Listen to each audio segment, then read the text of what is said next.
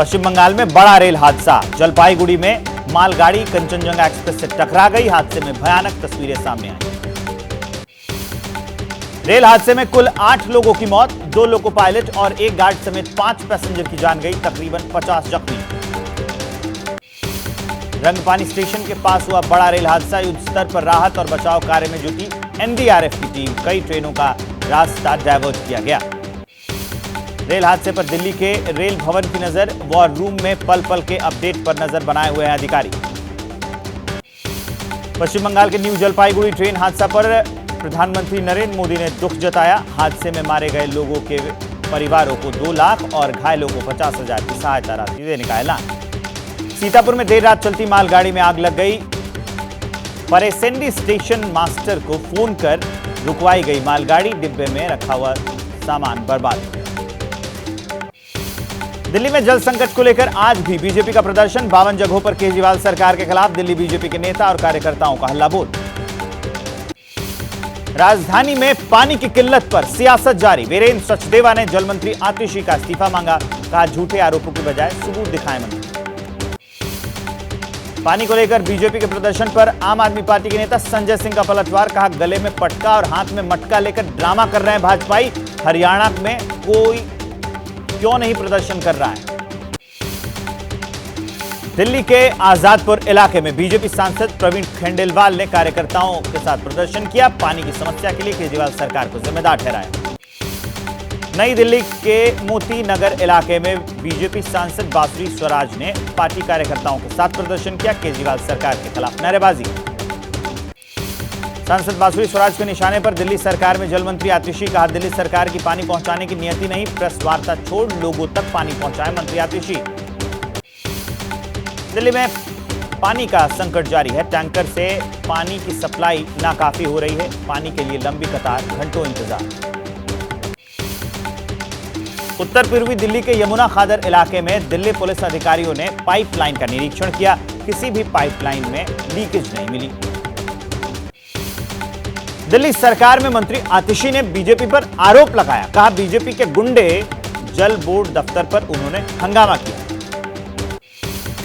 Delhi NCR में आज भी गर्मी से राहत मिलने की कोई उम्मीद नहीं है, आज भी लोगों को करना पड़ेगा हीट वेव का सामना, रात के समय में तापमान में गिरावट की नहीं है उम्मीद। यूपी, पंजाब, हरियाणा, दिल्ली, झारखंड और उत्तराखंड में जारी रहेगी लू, हिमाचल, छत्तीसगढ़, मध्य प्रदेश, पंजाब, हरियाणा के कुछ हिस्सों में गर्मी से राहत नहीं। पहाड़ों पर भी गहराया जल संकट, तपती गर्मी की वजह से वाटर लेवल गिर गया है, शहर में टैंकरों के जरिए पानी की सप्लाई की जा रही है। सिक्किम के मगन जिले में लैंडस्लाइड से बड़ा नुकसान, दूसरे जिलों को जोड़ने वाली सड़क बही, आसपास के इलाकों में भारी क्षति हुई। गुजरात के कई इलाकों में रविवार को बदला मौसम का मिजाज, पोरबंदर में झमाझम बारिश हुई, मूसलाधार बारिश से शहर में कई जगह पर जल भराव दिखा। तेलंगाना के कई इलाकों में रविवार को दिखा मौसम में बदलाव, हैदराबाद शहर में झमाझम बारिश हुई, बारिश की वजह से तापमान में गिरावट आई, लोगों को चिलचिलाती गर्मी से राहत मिली। महाराष्ट्र के नासिक में पानी का संकट, गर्मी बढ़ने के साथ सूखने लगे हैं जल स्रोत, बूंद बूंद पानी के लिए मुहताज हुए लोग। नासिक में पानी के लिए जद्दोजहद कर रहे हैं लोग, गहरे कुएं में उतरकर पानी का इंतजाम कर रहे हैं ग्रामीण।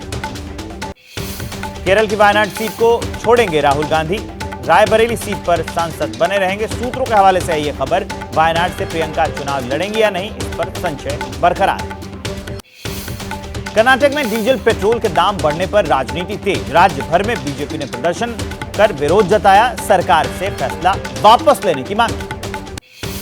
पेट्रोल डीजल की कीमतों में बढ़ोतरी के विरोध में बेंगलुरु में बीजेपी का प्रदर्शन, बिक्री कर बढ़ाने से प्रदेश में 3-3 रुपए महंगा हुआ है पेट्रोल और डीजल। वोट नहीं मिलने पर छलका जेडीयू सांसद देवेश चंद्र ठाकुर का दर्द, कहा चाय नाश्ता कराएंगे लेकिन यादव और मुसलमानों का काम नहीं करेंगे।